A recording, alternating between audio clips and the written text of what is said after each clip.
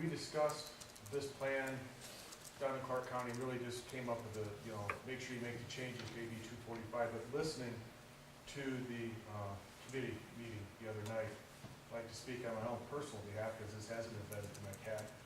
And it's a concern I had talking with a couple of commissioners afterwards, and it really comes from my concern level that I had when I filed the Heritage lawsuit for how we were implementing the Heritage process and the changes we needed to make in the revision of policy 20, whatever we're going to call it, going forward for predation management and going back to the NRS for the $3 fee.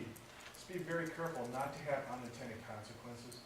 That's what happened in the Heritage thing, is that the Heritage process was set up that if we had a group of people that were doing it a certain way, it worked fine, but people could divert that because of the way it was written, and it had unintended consequences. And I'm very concerned with the starting brand new with the policy procedure here and trying to do things, and the way we're breaking it out is that there may be some unintended consequences in this, and that is the thing that we should be looking for as a commission and as CAGs, is this is how, in the best of the worlds, this policy would be read and worked. But what if we get a different commission and they have a different viewpoint? How could they take that and do something that we as sportsmen would not like? And so that's the piece that I'll leave everybody with. Thank you. Thank you. Rex? Rex Flowers from Washington County. Our board was the board that had the public comment in light of AB 345 being vetoed.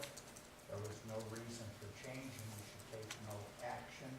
The board did take action to ask you to table it and rewrite the policy without the additions of 345 that were going to be imposed in what was before us. And then I sat through a lot of the meeting the other night.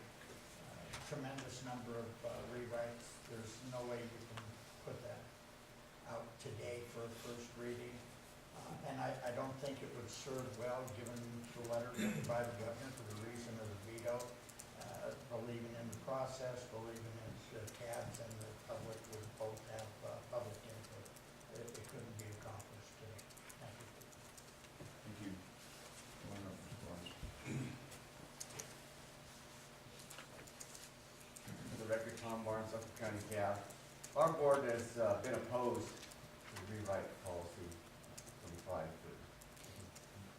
The last three meetings we talked about. The last meeting was not on the agenda, but we discussed it again, and we were still opposed. So I'm glad to see the direction that the committee is taking in this, and I just look forward to seeing what comes out of the committee so that we can do it and move forward.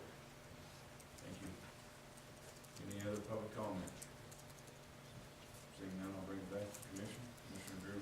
Yeah, in that case, I would, my motion would be to table the first reading of policy number 25 indefinitely, and bring it back to call the chair, with direction to the Wildlife Damage Management Committee to bring a new policy specific to predation management and NRS 502-253 for first reading at the August commission meeting, with an express desire for a second reading and adoption at the September meeting.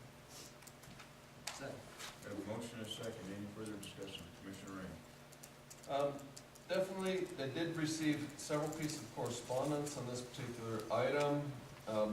Several of them will appear to be brushed off to the next meeting if this particular motion passes. If it doesn't pass, then they would become applicable. But I should at least summarize some of the portions of them. And one of them, and some of it is that the policy, as it has been proposed to be read here today, and the only version that anybody had access to, so obviously the committee meeting had not occurred, has too complex of a policy, and that the policy could be very simple in its makeup. And the methodology that has happened, and that it was written into this policy, is confusing enough and complicated enough that it will indeed have many unintended consequences, as we mentioned.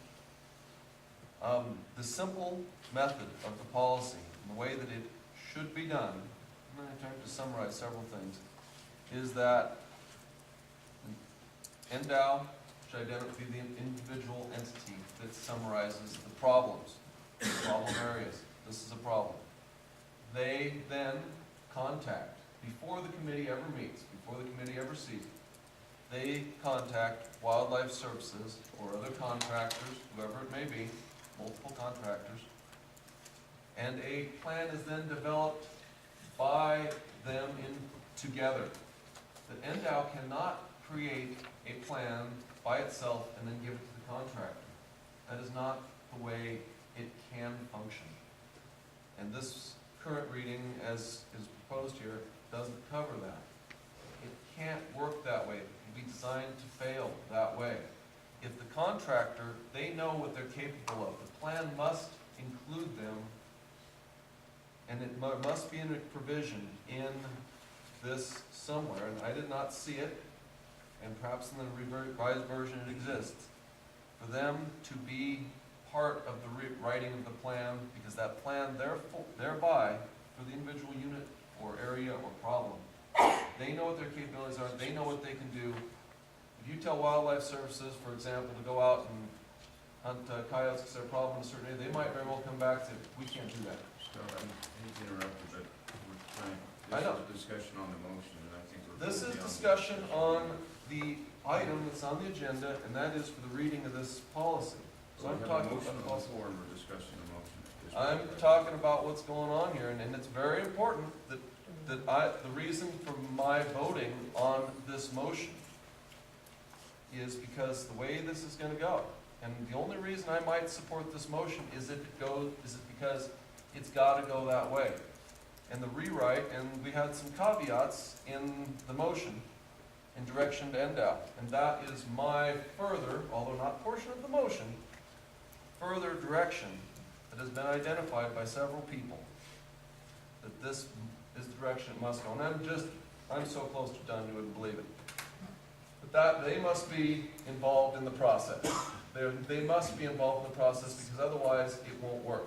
The contractors must be, whatever the policy comes up with, and this current one does not. So therefore, I'm gonna support that motion. Hopefully it'll come back and they'll be involved. If it doesn't, we will not have success. Thank you Thank you, Commissioner in our McDowell. endeavors. I guess my response to that is that I am absolutely comfortable that the way that the policy is written and will come back as revised, will meet the requirements of the MOU between the department and Wildlife Services. The MOU speaks to the issue of the roles of Wildlife Services and the department vis-a-vis control programs, and I'm absolutely comfortable that this policy will address exactly what is in the MOU. And so, have you seen the MOU? I will ask that question. If you haven't, you need to read it. You know, I'm trying to remember which MOU we're talking about. Commissioner Drew? Just a quick question to the DAG, if Ms. Geddes is comfortable with the motion within the confines of the agenda. So the motion was that the first reading of policy 25 be tabled indefinitely, brought back at the call of the chair, with direction to the committee to bring a new policy specific to predation management and NRS 502-253 for first reading at the August commission meeting, with an express desire for a second reading and adoption at the September meeting. Then I would call for the question. Okay. I'll call for the vote. All those in favor of the motion signify by saying aye. Aye. All those opposed? Motion passed unanimous. Let's take a 10-minute break and come back and go on to agenda item